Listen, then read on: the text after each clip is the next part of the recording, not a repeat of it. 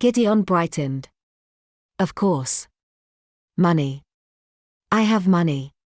Why don't we buy your ship? Pay for your travels here, and you can go away and buy a new ship and everyone's happy. The pirate said, It isn't as simple as that. But I'm interested. Who wants a busted up ship, anyway? They're never right, even after repairs. Gideon grinned. Excellent. Hara put her hand on his arm. Gideon, you can't be serious. He turned to her. Of course, this is perfect. You can be a captain and you don't have to live here. What did he mean by that? The pirate captain said, It isn't going to be cheap. Gideon shrugged. How about we start with this? He poured the coins from his shirt onto the ground. All the pirates' eyes followed the dropping money.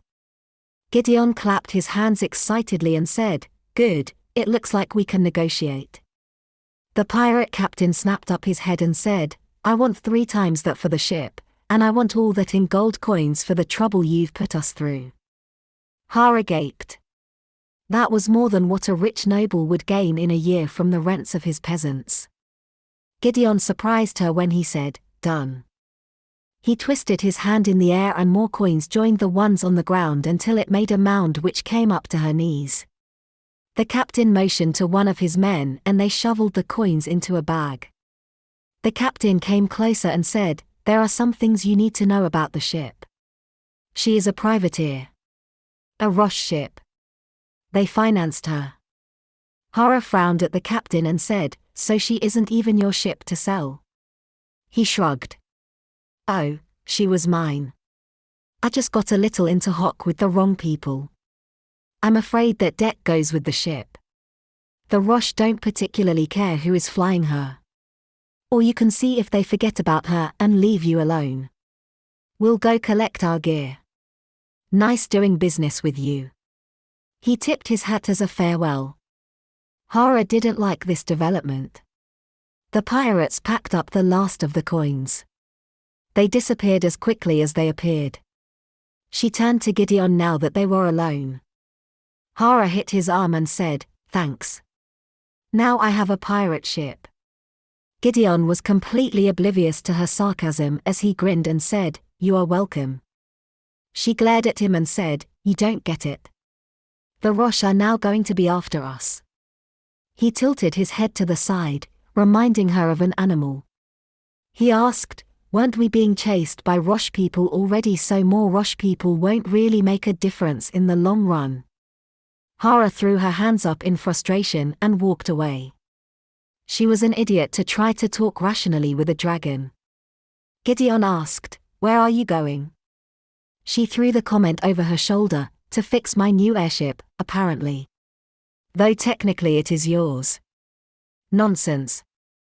What would I want with an airship? I have my own wings.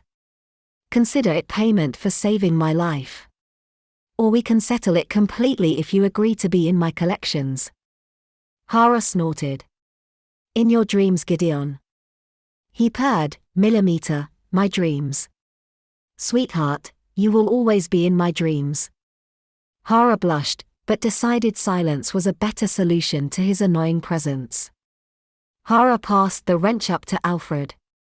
He grunted as a thank you and she went back to putting together the join, which he would replace once he had installed the sail mast. Alfred asked, Why did you leave your father? I mean, you have always stuck by him. Hara wasn't astonished that he was confused by her loyalty to her father. She said, You mean even after he was such a douchebag? Well, the last time he left me, to be honest, and that was in a prison. That was the last straw. When I ended up in the court, the judge took pity on me or I would still be there. He put me to work on a ship and once I paid my time I started back, but I just never quite got here until now. Hara sighed and added, I don't fit here, Hooper. I don't know if I fit anywhere. Alfred grunted, but he didn't disagree. He finished the attachment and waved his hand and she passed him the next thing. He asked, You want anything special put on your ship? She is yours, after all. Hara sighed and said, you know he bought it for me. Do I owe him anything for that? I'm not sure how owing and debt work with him. Her Opa stopped for a moment and looked at her with a quizzical look. After a moment, he asked, you know he is a dragon, right? Hara was shocked. He already knew. Yeah, but I didn't think anyone else knew. Alfred shrugged. It is the eyes. Though most dragons are usually bigger. They can choose their form when they arrive on this plane. Most wanted to intimidate. He was different. From a different faction, I reckon. I never got the whole story.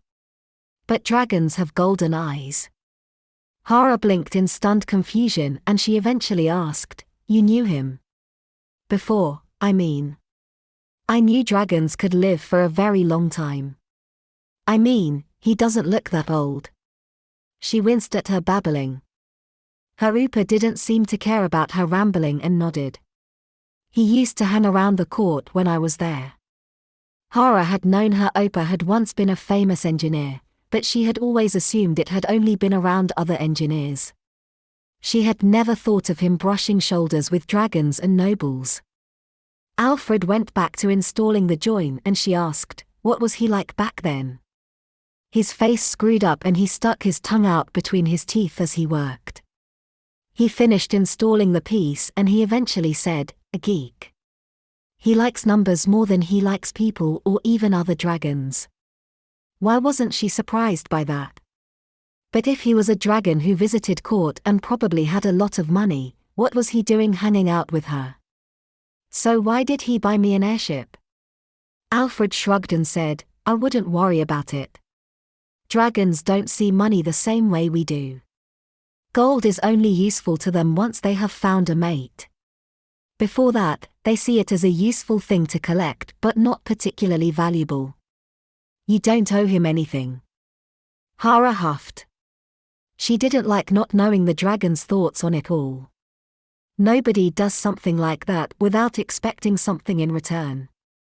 Alfred stopped and looked at her for a long moment before he said, what do you think of him? She shrugged. He is annoying. He always hangs around and he talks all the time. He flirts with me. He is just annoying.